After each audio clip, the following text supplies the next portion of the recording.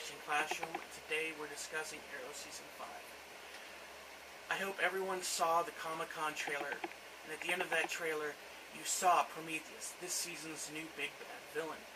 This villain is going to be different from what you expect in the comics. It's different from that Grant Morrison character. It's going to be a unique twist on it, and it's going to tie directly into the season premiere Legacy. Legacy is going to have a huge impact this season on the entire season's story arc. So let's find that's going to be unique.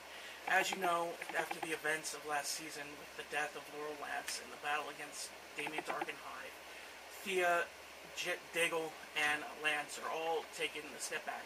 They're saying they're retired. They need to find a way to get past what happened and move forward. We all know it's most likely temporary, and while the structure is going to change with them with the team, I don't expect it to change all that much. But since Oliver and Felicity are the only ones left, they need help. And this season we're getting some new vigilantes. I hope you all saw that in the trailer. It's going to be pretty cool. First off, we're going to have Artemis, and then we're going to have Wild Dog, and we're going to have Mr. Terrific. Yay, we're finally going to see Curtis train and get better and come full circle to being Mr. Terrific.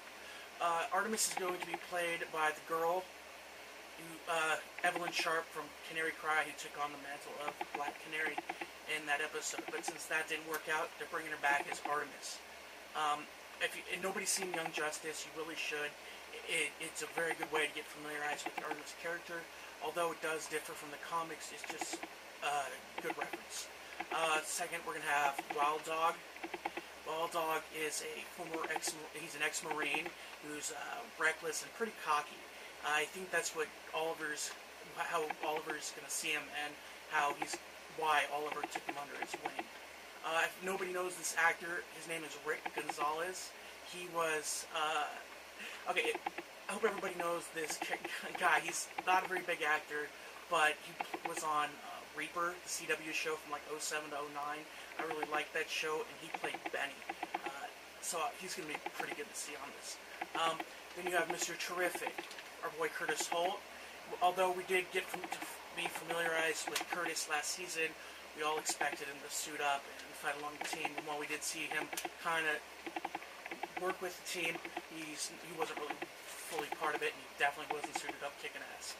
But this season, all things are a go. We're going to be seeing him kick butt and train and wear his suit. I doubt we'll be seeing him flying on T-Spheres, but throwing him around, using him as weapons, I totally expect to see.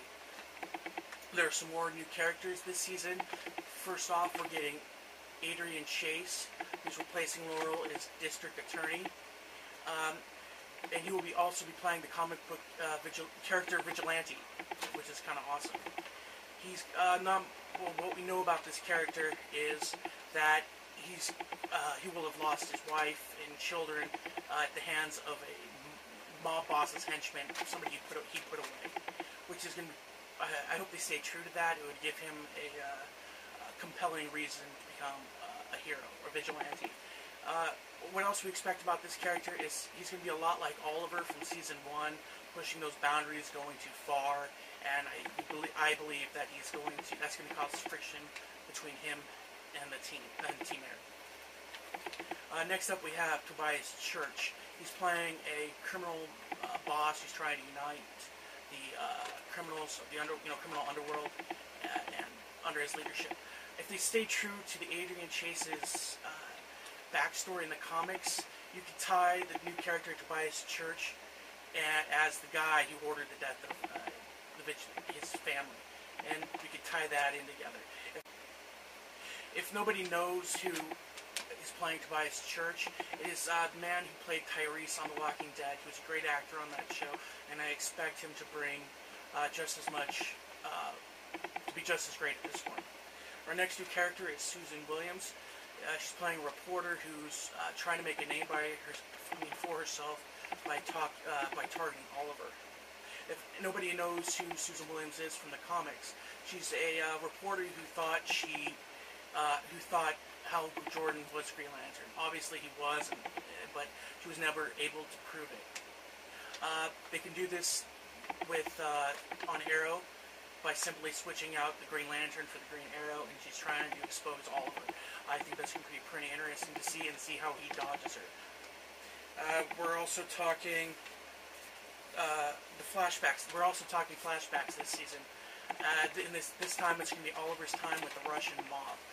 We've all wanted to see him go here, see how he grew in the ranks with the Bratva, seeing Anatoly Knyazov. If nobody remembers him, he was in Season 2 in the flashbacks and Episode 3 of Season 2 when they went to Russia. I most remember him from his time on Stargate Atlantis, and this man is a very versatile actor. This season, we're also going to be seeing the return of Laurel Lance, played by Katie Cassidy. But it will not be the version that we're familiar with, the one from Arrow. That the producers said she is dead and buried, but because fans love Katie Cassidy and Laurel so much, they decided they were going to bring her back. But it's going to be a character completely different. Like, those who remember episode 22 of Flash last season, where there was a different version of Laurel from Earth 2, it's going to be like that. They're going to be bringing in different versions of her, and she's going to be able to, because of a new contract, to do it on any DC TV show. From Supergirl to Legends Tomorrow, she's be bouncing around through all those shows as different versions of Laurel, whoever her character is in any one of these universes. While she is scheduled to appear in the premiere of this season, it's most likely she's going to be a flashback. I don't think they can do too much with the multiverse or multiple Laurels starting right off the bat. Now let's talk about this season's 4-way crossover event. This season, it's going to show all shows are going to be involved. Supergirl, Arrow, Flash, DC's Legends Tomorrow. This is going to be a 3-parter, with the 100th episode of Arrow being part 2. I think this is pretty cool way to do this. It allows you to bring in other characters from the show and kind of just have a mega 100th episode. So that's going to be pretty cool. Now I know most people think that Arrow has gone downhill over the past couple of seasons after its height in Season 2. Well, I do think they have lost their way. I believe that producers and actors and writers are working really hard to make Season 5 great, to bring it back to that Season 2 quality, and move forward, move past, make this a really great season. And I really want to see that happen. I'd also like to pay tribute and thank the people on Arrow, the cast, the crew, the writers, producers, all of them for bringing around a show that's lasted almost 100 episodes, and I would really like to see it last another 100 more. Bring it into Smallville length. I really want to see that happen, and I want to thank everybody who was a part of that, who's a part of this. This is Wally from Fanfiction Classroom. Stay tuned. Class dismissed.